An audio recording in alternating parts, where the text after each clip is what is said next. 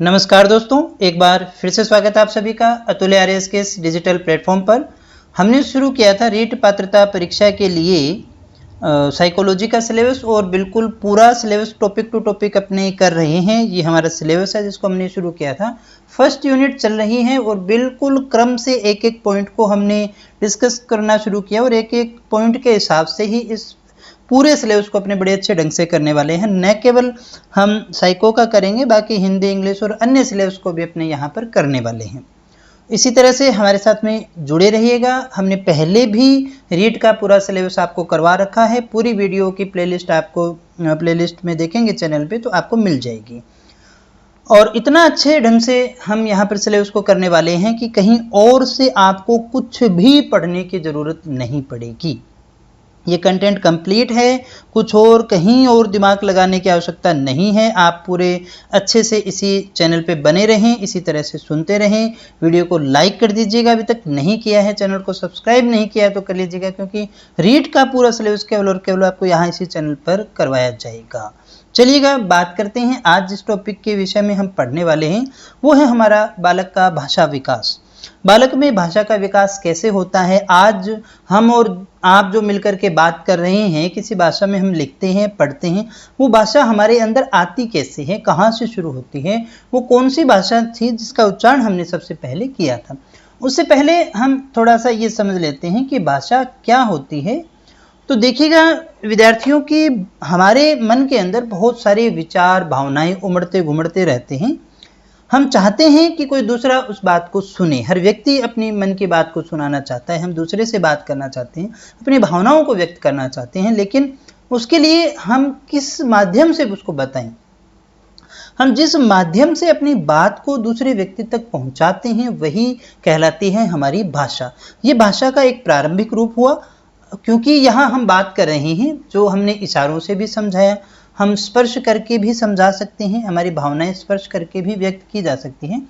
कैसे की जा सकती है, कभी आपने देखा होगा, आप किसी शोरूम के अंदर कोई शर्ट खरीदने के लिए गए और आपको पसंद आ गई, आपने कहा कितने की है, मैं ले लेता हूँ, लेकिन आपके फ्रेंड को पता है कि वो कहीं दूसरी जगह पे इससे सस्ती मिल रही है, वो आपके सिर्फ टच करता है और आप तुरंत से पैर लगाता है नीचे से, आप समझ जाते हैं कि यहाँ पर मुझे ना बोलना है, थोड़ा सा टाइम चाहिए। फिर वो बाहर आकर के आपसे बात करता है, क्या कहना चाहता था भाई। तो स्पर्श करके भी हम समझा सकते हैं, इशारों से समझा सकते हैं, किसी भी तरह से हम अपनी बात को कह सकते हैं, वो सब भाषा ही है। लेकिन एक कंप्लीट भाषा जिसमें हम सभी चीज़ों को व्यक्त कर सकें, वहाँ हमें लिखना और पढ़ना दोनों होता है। यानी जहाँ जिस भाषा की एक लिपि होगी, शब्द होंगे, उसका एक व्याकरण विधा होगी, उसे हम भाषा का दर्जा देते हैं, जो हमारे संविधान से भी प्राप्त होती है। उसी भाषा की हम यहाँ बात कर रहे हैं। उस भाषा को हमने कैसे सीखा है, जो एक देखिएगा राजनीतिक भाषा भी है, एक प्रशासनिक भाषा भी है, एक हमारी कम्युनिकेशन की भाषा भी है। कई रूपों में हम उसे देखते हैं। चलिएगा भाषा का तात्पर्य आप समझ गए होंगे, अन्यथा हम हिंदी को जो पढ़ेंगे वहाँ पर इसके विषय में और बात करेंगे। जब हम भाषा की बात करते हैं तो क्या बच्चे का जब जन्म होता है तो उसके पास कोई भाषा नहीं होती है। यहाँ हम भाषा देखिएगा कम्युनिकेशन की बात करें, जब वो किसी को कुछ बता रहा होता है, बिल्कुल होती है। जब बालक का जन्म होता है, जन्म के समय वो क्या करता है, जन्म के बाद में रोता है, और ये जो क्रंदन करना, रोना है, यही उसकी पहली भाषा होती है। क्योंकि अभी हमने बात की भाषा क्या है, अपने विचार, अपनी बात को दूसरे तक पहुंचाने का एक माध्यम है।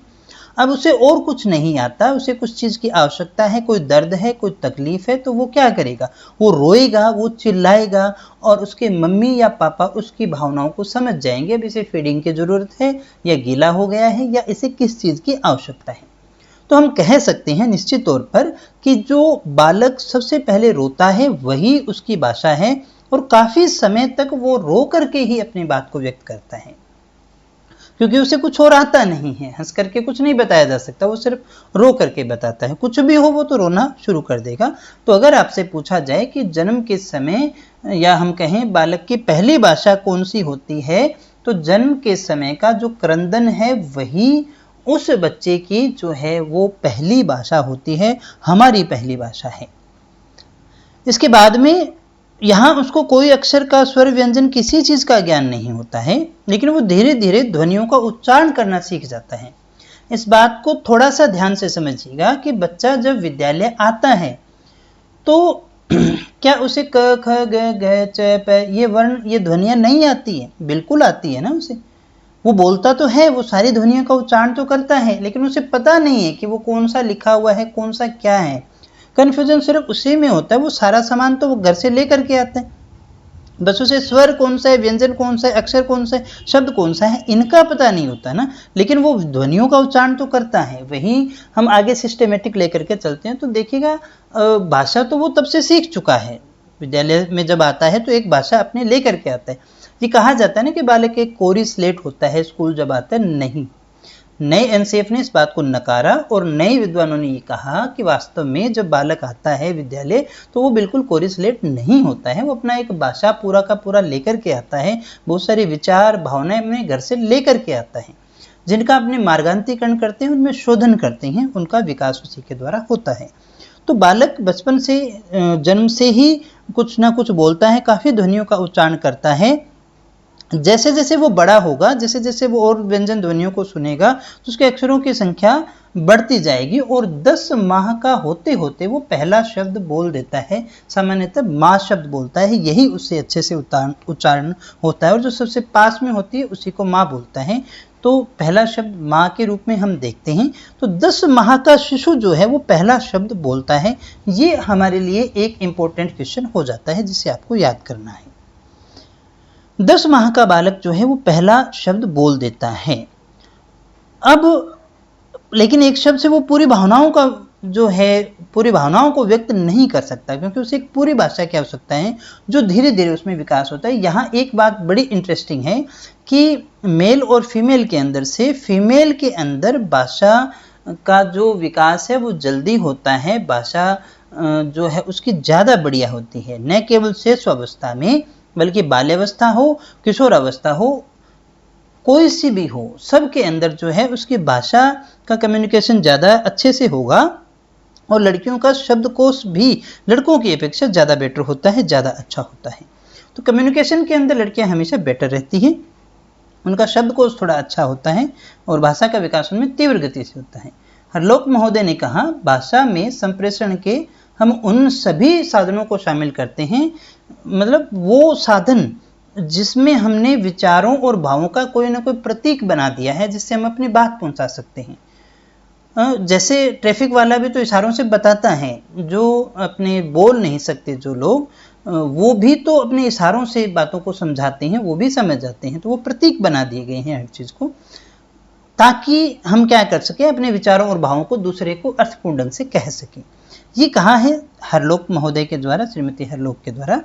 एक और स्टेटमेंट अपने पास में आता है, कोट्स अपने पास में आता है, वो है भाषा ध्वनियों द्वारा मानव के भावों की अभिव्यक्ति है। भाषा क्या है? वास्तव में मानव के जो भाव हैं उनकी अभिव्यक्ति है। उन्हीं को तो वो बताता है कि मैं ऐसा सोचता हूँ, मुझे ये करना है, वो करना है, मुझे ये अच्छा लगता है, नहीं लगता है, उसके बारे में, इसके बारे में, मेरे बारे में, अपने बारे में, सभी भाव ही तो हैं जिनको वो अभिव्यक्त करता है। दोस्तों, बालिकाओं का शब्द भंडार अधिक होता है, ये हमने बात की है। ये भी एक इम्पोर्टेंट लाइन अपने कह सकते हैं, क्वेश्चन पूछा जा सकता है। अभी हम बात करें भाषा के भाग कौन कौन से होते हैं। बड़े सिंपल तरीके से हमने इसको बांटा है। भाषा के 4 भाग होते हैं। सबसे पहला जो भाग है वो आता है स्वनिम। स्वनिम या फिर ध्वनिम, ये होगा ध्वनि की सबसे छोटी इकाई।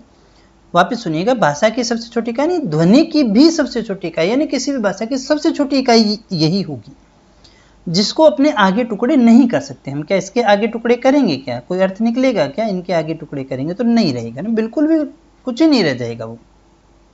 तो ध्वनि की सबसे छोटी इकाई होती है। यहाँ शिशु अवस्था में शिशु ऐसी ही ध्वनियों का उच्चारण करता है और वास्तव में इनका कोई मतलब नहीं होता, बस वो तो बोलता रहता है, क्योंकि अभी वो सीख रहा है, उसके अंदर जिज्ञासा होती है, कुछ ना कुछ बोलना है तो वो तो बोलता ही रहता है। तो ये भाषा का जो पहला भाग है स्वनिम या ध्वनिम के रूप में हम देखते हैं। दूसरे भाग की बात करें तो रूपिक या फिर रूपग्राम आता है। ये सबसे छोटी तो है लेकिन सबसे छोटी अर्थपूर्ण इकाई अपने मानते हैं। ये अर्थ किसका होगा? शब्द का होगा। अर्थ किसका होगा, शब्द का होगा। तो ये बड़े ही साधारण से छोटे छोटे वर्णों से मिले हुए बने हुए शब्द होते हैं जिनको बच्चा आसानी से बोल सकता है, उनका उच्चारण आसानी से कर सकता है शेष अवस्था के अंदर। इनको अपने रूपिम या रूपग्राम भाग के अंतर्गत रखते हैं और इन्हें बालक जो है आसानी से बोल सकता है। जैसे अपने यही शब्द हमने सबसे पहले सीखे, घर चल डर मत नल पर चल, घर मत जा, है ना। ये आसान से बोले जाने वाले शब्द होते हैं जिनको जो सबसे पहले वो है सीखता है। तीसरे भाग के अंदर आता है वाक्य विन्यास। यहां पर देखिएगा वो एक वाक्य बना लेता है, और आप जब कोई भी भाषा सीख रहे होते हैं तो आप वाक्य बनाते हैं, लेकिन वास्तव में वो वाक्य टूटा फूटा होता है, उसका पूरा अर्थ अपने अच्छे से नहीं निकाल सकते। जैसे आप इंग्लिश सीखेंगे ना, तो टेंसेस के हिसाब से आप स्टार्टिंग के अंदर वाक्य नहीं बना सकते, आप किसी के साथ में कुछ भी लगा देंगे। फर्स्ट फॉर्म की जगह थर्ड लग जाएगी, थर्ड की जगह सेकंड फॉर्म लग जाएगी, सिंगुलर की जगह प्लूरल लगा दोगे, कुछ भी लगा दोगे, लेकिन वो एक प्रयास से सामने वाला तोड़ मरोड़ के उसको समझ लेता है। तो इससे वाक्य विन्यास में हम उस चीज़ को लेते हैं, इस भाग के अंदर हम उन शब्दों को रखते हैं, उन वाक्यों को रखते हैं जिनका अर्थ हो भी सकता है और नहीं भी हो सकता। जैसे हम कहें आशा खाना खाता है, तो ये अपने आप में सही वाक्य नहीं है, पूर्ण वाक्य नहीं है। अर्थ विन्यास में ये एक संपूर्ण हो गया, संपूर्ण अर्थपूर्ण वाक्य हो गया। जब हम बात करते हैं सीता खाना खाती है, ये अर्थपूर्ण हो गया, ये एक संपूर्ण शब्द हो गए। ये जो वाक्य है वो पूरा अर्थ लिए होता है, एक भाव व्यक्त करता है, मुझे अच्छा लगता है, मैं ये पढ़ता हूँ, वो करना अच्छा लगता है, ये करना अच्छा लगता है, अच्छा नहीं लगता है, क्या क्या नहीं लगता है, मेरा आगे ये विचार है। तो यहाँ पूरा एक अर्थ जो है वहाँ से प्रकट होता है, इसलिए हम इसे अर्थ विन्यास के अंतर्गत रखते हैं। तो 4 भाग हमने देखे भाषा के कौन कौन से थे। एक तो था हमारे पास में स्वनिम है, पहला भाग याद रखिएगा, पहला भाग स्वनिम। दूसरा हमारे पास में था रूपिम, और तीसरा है हमारे पास में वाक्य विन्यास, और चौथा है हमारे पास में अर्थ विन्यास। इन चारों के रूप में हम इनको देखते हैं। चलिए आगे चलें और आगे बात करें हम भाषा के प्रकार के विषय में। तो ये तो बड़े सिंपल से प्रकार हैं, आगे जब हम हिंदी को पढ़ेंगे तो वहां पर भी ये चीज हमारे सामने दोबारा आने वाली है। मौखिक भाषा, मौखिक भाषा कौन सी होगी? ऐसी भाषा जिसमें केवल बोल करके जो है बात कही जाती है, लिखा नहीं जा रहा है। सांकेतिक भाषा कौन सी होगी? सांकेतिक भाषा वो है जहां जो व्यक्ति है वो अपनी बात को इशारों के द्वारा समझा रहा है, इशारों के द्वारा व्यक्त करने की कोशिश करता है। जैसे कोई मूक बधिर व्यक्ति है, उनका वार्तालाप आप देखते हैं। चौराहे पर खड़ा हुआ कोई ट्रैफिक पुलिस वाला है, वो यातायात के संकेत, जो संकेत उसको बता रखे हैं उनके माध्यम से नियंत्रित करता है, उसके इशारों से चलते हैं। सिटी बजाता है तो लोग रुक जाते हैं, सिटी बजाता है तो चल पड़ते हैं उसी के हिसाब से, और उस सिटी की टोन भी अलग अलग होती है जिसके हिसाब से अपनी बात करते हैं। तो सांकेतिक भाषा ये होती है हमारी। मौखिक भाषा जिसमें वक्ता बोल करके बात कहता है और श्रोता उसको सुन लेता है। इसमें हम सांकेतिक में शब्दों के बजाय इशारों या संकेतों के माध्यम से बात को कहते हैं। लिखित भाषा वो हो गई जहां पर अपने किसी बात को, भावनाओं को, इच्छाओं को, सूचनाओं को लिख करके व्यक्त करते हैं। जैसे हम कोई पत्र वगैरह लिखते हैं तो वो लिखित भाषा हमारी होगी, वहां पर अपने रिटर्न में जो भी चीज अपने काम में लेते हैं, नोट्स बनाओगे तो वो रिटर्न हो जाएगा आपका। फिर हम बात कर लेते हैं, बहुत ही प्यारी चीज है, बहुत ही अच्छा सिद्धांत है, नाम चॉम्स्की का सिद्धांत है, भाषा विकास का सिद्धांत। नाम चॉम्स्की फिलाडेल्फिया के एक भाषाविद कह सकते हैं, मनोवैज्ञानिक कह सकते हैं, और इन्होंने एक बड़ी अच्छी बात कही, बड़े अच्छे ढंग से ये समझाया कि भाषा को हमें सिखाना नहीं पड़ता है। ध्यान दीजिएगा इस बात पर। ये कहते हैं कि भाषा को हमें सिखाना नहीं पड़ता, बाकी योग्यताओं की तरह भाषा भी बच्चे की एक जन्मजात योग्यता होती है, और जैसे जैसे शारीरिक विकास होता है वैसे वैसे ही उसकी भाषा का विकास भी होता है। अलग से आपको उसको कुछ अलग लेकर के जाने की आवश्यकता नहीं है। और आप ये देखते भी हैं कि बिना पढ़ाए उसको कौन सी हम व्याकरण सिखाते हैं। व्याकरण तो कोई सिखा ही नहीं हमने, लेकिन बच्चा फिर भी देखिएगा आपको सुन सुन करके और बिल्कुल सटीक शब्द बोलता है। आपने ये नहीं कहा यहाँ पुल्लिंग लगाना है, यहाँ स्त्रीलिंग लगाना है, यहाँ एक वचन का यूज करना है, यहाँ बहुवचन का यूज करना, वो बिल्कुल आपसे सुनता है और सीखता है और बोलना शुरू कर देता है। तो यही बात ये कह रही हैं नाम चॉम्स्की कि शिशु जो है उसके सामने जो पहली भाषा आप बताएंगे, अच्छे से उसकी देखभाल करेंगे, तो उस भाषा की व्याकरण वो बड़ी आसानी से सीख लेता है, उसे को कोई दिक्कत नहीं आती है। और इसीलिए कहा जाता है कि शिशुअवस्था के अंदर जब भी आप बच्चे को पढ़ा रहे हो ना, बाल्यावस्था के अंदर भी पढ़ाएंगे, तो प्राथमिक जो भाषा है उसकी मातृभाषा होनी चाहिए, उसमें उसको दिक्कत नहीं होती है, क्योंकि वो भी सीख करके आया है, पूरे अच्छे से वो ढंग से कम्युनिकेशन कर सकता है। तो जैसे बाकी शारीरिक परिपक्वता होती है, ये भी भाषा का विकास उसमें अपने आप ही हो जाता है। इसके अनुसार भाषा जन्मजात योग्यता है अन्य योग्यताओं की तरह ही। इनके अनुसार भाषा का विकास शारीरिक परिपक्वता जैसे होती है बिल्कुल वैसे ही हो जाता है, कुछ अलग हमें करने की आवश्यकता नहीं है। उचित देखभाल अगर होगी तो बच्चों में भाषा का विकास जो है वो स्वतः ही होता है, ऐसा कहा नाम चोम्स्की ने। बच्चे जो हैं वो जिस किसी भाषा को सुनते हैं उसका व्याकरण वो है सरलता से सीख जाते हैं। तो बचपन के अंदर जो भी सिखाया जाएगा ना, जो फर्स्ट भाषा फर्स्ट लैंग्वेज जो यूज करता है उसको अपने आप सीख लेता है, उसका व्याकरण भी हमें नहीं सिखाना पड़ता, उसको आता है। जैसे हिंदी का हम कौन सा व्याकरण अपने यूज करते हैं, हम कोई व्याकरण के नियम को यूज नहीं करते, लेकिन फिर भी हमारी भाषा बिल्कुल सही है। अब वो व्याकरण हमारे अंदर कहाँ से आया, जान के भी हमसे गलत नहीं होता। क्यों नहीं होता? क्योंकि वो विकास जन्मजात था। हमें जिस भाषा को हमने पहली बार हमने देखा, ऑब्जर्व किया, सुना, हमने उसको सीख लिया। बच्चे में भाषा ग्रहण करने की प्रवृत्ति जन्मजात होती है, जिसे भाषा अर्जन तंत्र कहते हैं। ध्यान दीजिएगा शब्द पर, भाषा अर्जन तंत्र एक शब्द है जिसका अर्थ अभिप्राय ये है कि भाषा ग्रहण करने की जो व्यक्ति में, बालक में जन्मजात प्रवृत्ति होती है उसे ही भाषा अर्जन तंत्र के नाम से जानते हैं। इस सिद्धांत को जनरेटिव ग्रामर थ्योरी के नाम से भी जानते हैं। एक नया शब्द भी यहाँ पर आपको इसके लिए यूज करने को मिल जाएगा। इन्होंने भाषा के दो नियम बताए, एक सतही संरचना का नियम और एक है गहरी संरचना का नियम। सतही संरचना का नियम तो है LSRW, लिसन, स्पीक, राइट, और ठीक है, यहाँ पर भाषा को सुनना, बोलना, पढ़ना, लिखना, ये सारी इसके अंतर्गत आती है। गहरी संरचना का होता है जब भाषा को आप गहराई से, भाषा का ज्ञान जब है आप गहराई तक लेते हैं तो वो गहरी संरचना के नियम के अंतर्गत आता है। तो ये था भाषा विकास का सिद्धांत, नाम चोम्स्की के द्वारा दिया हुआ। समराइज करूं तो इसको बड़ी आसानी से हम समझेंगे कि ये मानते हैं जैसे शरीर के अंदर और योग्यताएं होती हैं हमारी बॉडी के अंदर, वैसे ही भाषा की भी एक जन्मजात योग्यता होती है। जो उसको फर्स्ट टाइम मिलेगा उसको सीख लेगा। जैसे चलने की योग्यता, चलाना कहाँ, वो भी तो चलना सीख ही जाएगा ना। तो वैसे ही ये भी एक भाषा की योग्यता भी उसमें जन्मजात होती है। भाषा के चरणों की हम बात करें तो 3 चरण अपने भाषा के मानते हैं, बड़े सिंपल से हैं, क्रंदन, बलबलाना और अंग विक्षेप या हाव भाव। क्रंदन या रोना जो अभी हमने बात की कि बालक की प्रथम ध्वनि होती है, पहली भाषा क्रंदन को ही मानते हैं जब वो रोता है। ये एक सहज क्रिया है, नेचुरल प्रोसेस है, वो चीखेगा, चिल्लाएगा और उसको अपनी चीज चाहिए, उसके लिए वो रोता है। दूसरा आए बलबलाना। बलबलाना के लिए अपने शब्द यूज कर सकते हैं बबलिंग। एक इंग्लिश में एक और वर्ड आता है कूइंग, जिस शब्द का यूज इसके लिए किया जाता है। एक और शब्द बलबलाना या बालालाप अपने लेते हैं ना, ये कुछ भी बोलता रहता है बच्चा, अबा बाबा बाबा दा दा दा दा दा दा दा। हाँ, इसका कोई मतलब नहीं होता। और ये भी सीरियस मत होना इस चीज को लेकर के वो आपसे कुछ कहना चाहता है, बात नहीं कर रहा भाई, वो उसको बाबा बाबा बा दा दा दा दा इस तरह से बोलने में उसको आनंद आता है, इसलिए बोलता है वो।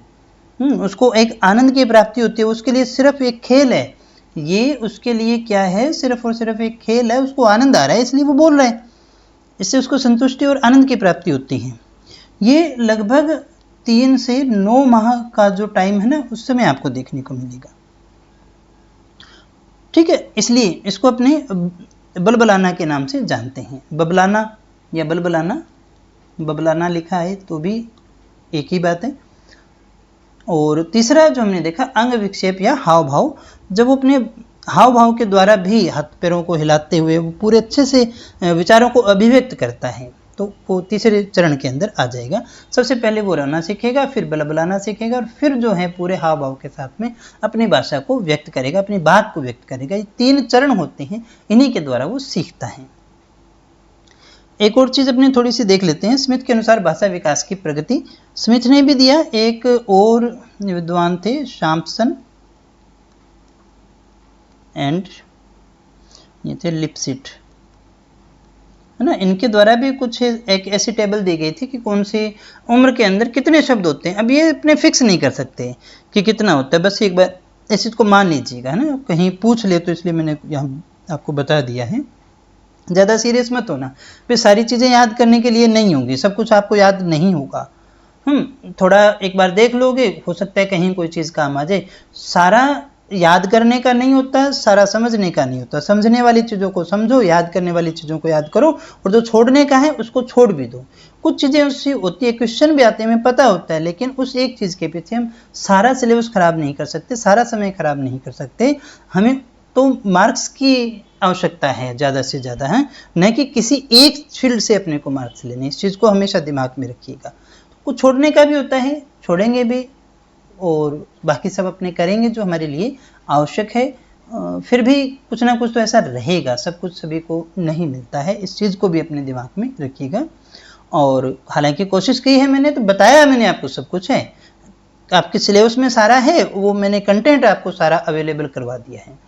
जन्म से 8 माह तक वो बोलता है भी 0 शब्द होते हैं।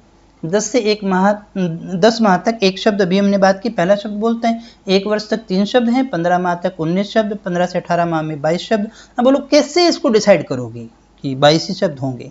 नहीं कर सकते, फिर भी चलो इसने बताए हैं। 18 से 21 माह में 118 शब्द, 24 माह में 272 शब्द। किसने नोट किए भाई?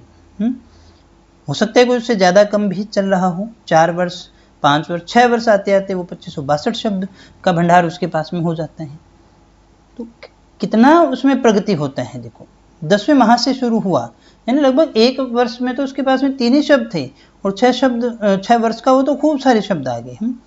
तो बालक की एक योग्यता होती है, कितनी चीज़ों को वो याद कर सकता है, उसी अनुसार उसका सिलेबस भी अपने डिसाइड करते हैं, और जो आगे से आगे चेंज भी होता रहता है। तो दोस्तों ये था हमारा भाषा विकास का सिद्धांत। हमने पूरे अच्छे से समझा, कुछ भी नहीं छोड़ा है। इसको मुझे नहीं लगता है कि इसको करने की कोई आवश्यकता है। जो ज़रूरी चीज़ें थी हमने सारी कर ली हैं, और मुझे उम्मीद है क्लास आपको अच्छी लगी होगी, आपने काफ़ी कुछ सीखा होगा। सच में सीखा है तो वीडियो को लाइक करके जाइएगा, और दोस्तों के साथ में शेयर ज़रूर कीजिएगा, और हाँ, कमेंट करके ज़रूर बताइएगा। कुछ चेंज करना हो, कुछ आपके सुझाव हो तो वो भी दे सकते हैं। कल फिर मिलेंगे एक नई वीडियो के साथ, तब तक यूँ ही बने रहे मेरे साथ। Thank you very much.